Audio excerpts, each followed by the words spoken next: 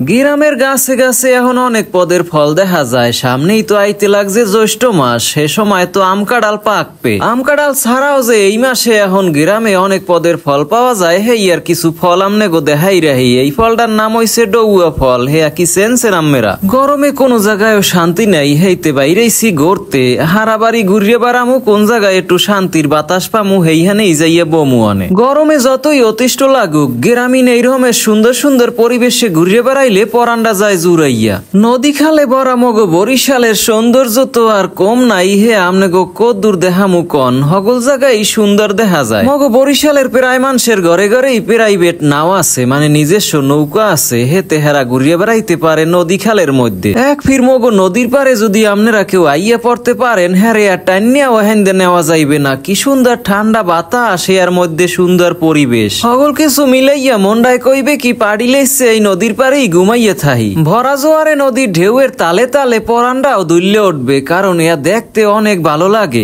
নদীর এই ডালিমের রসের নাহান পানি দেখে যারা সাঁতার জানেন না, হেরা নদীর ধারে কাছেও আইবেন না, কারণ দূর দূরান্তের মানুষ অনেকেই ইয়া মগো নদীতে নামতে চায়। নদীতে নামে আবার সাঁতার না জানলে হেরা ডুববে আবার আর এক ঝামেলায় পড়বে। হেইয়ের লগে আমনেগো আগেই সতর্ক করলাম। নদীর পাড়ের এই গ্রামের বাতাসটারে কাজে লাগাইয়া পোলা পানে আবার ঘুনসি উড়াইতে আছে, মানে ঘুরি উড়াইতে লাগছে। হে মোরা দেখতে আসি, এয়া দেখে তো মোর ছোটকালের কথা মনে পড়িয়ে গেছে। মোরা তো ব্রিজের উপর বইয়া এরকমের গুনসি উড়াইতাম না, মোরা উড়াইতাম বড় কোলায় বইয়া, মানে জমিতে বইয়া। বয়সের লগে লগে কেমন জানি হগল কিছু পাল্টাইয়া গেলে, এত তাড়াতাড়ি যে জীবন দিয়ে এত সুন্দর সুন্দর মুহূর্ত গুলা হারাইয়া যাইবে হেই তুমি বুঝতে পারি নাই। শৈশবে সামান্য জিনিসে যে খুশি আর আনন্দ পাইতাম, হে এখন লাখ টাকায়ও মেলবে না। এই গুনসি গুলা যে কালে হিরিয়ে যাইতে বাতাসের টানে বা উল্টা পাল্টা হইয়া গাছে বাজদে, হেই কালেই মনটা যাইতে খারাপ হইয়া হারে কতগুলা হুতা নষ্ট হইয়া গেলে। এই গরম আবহাওয়ায় নদীর পারে আইলে একটু শান্তি লাগে। এমন ঠান্ডা বাতাস, নদী শুইয়ে শুইয়ে বাতাসটা আয় হেয়া গায়ে লাগলে পরান জুড়াইয়া যায়। নদীর পারের কাল বাতাসের মধ্যে অনেকক্ষণ বইয়ে টইয়া পরানটা জুড়াইছি। এখন যামু আর এক দিকে।